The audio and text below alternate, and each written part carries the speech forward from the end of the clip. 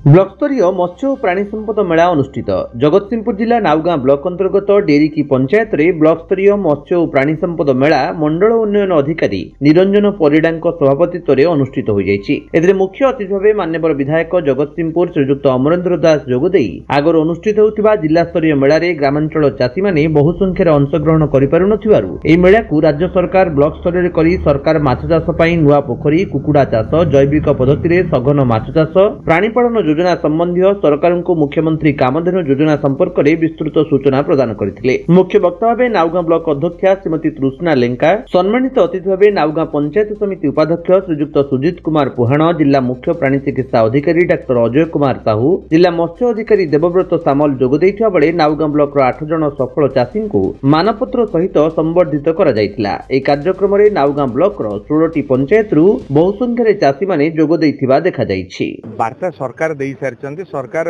चाषी भाई मान सागर अच्छा सबुठु बड़ वार्ता देले ए पशु एवं मत्स्य विभाग कर्मशाला जिला स्तर रे हुए, राज्य स्तर रे हुए, ब्लॉक स्तर रे हो नथिला।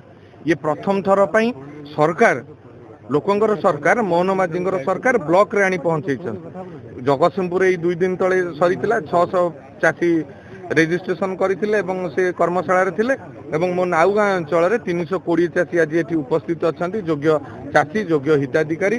तेणु मो आशा करी सबु क्षेत्र रे से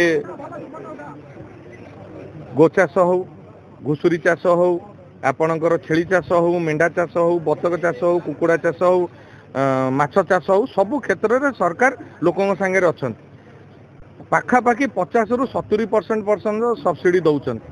तेणु लोकंकर आर्थिक उन्नति पाई, आर्थिक प्रोत्साहन पाई सब्सिडी सहित एक्सपर्ट मान को पठाउछन्ती। जो चाष प्रणाली ठीक अच्छी कि नहीं, किभली भाव में ग्रोथ होउची, किभली भाव में रोजगार होउची, तांकर अर्थनैतिक विकास कौन होउची, ये सबु दिग को सरकार देखुछन्ती। ये लोकंकर सरकार मोहन माझी सरकार, यशस्वी प्रधानमंत्री नरेंद्र मोदी जी डबल इंजिन सरकार। तेणु सरकार पूरा तल स्तर रे लोकों सहित अच्छा। नाउगां वैष्णव रावल रिपोर्ट, विश्व विजयी न्यूज ओडिशा।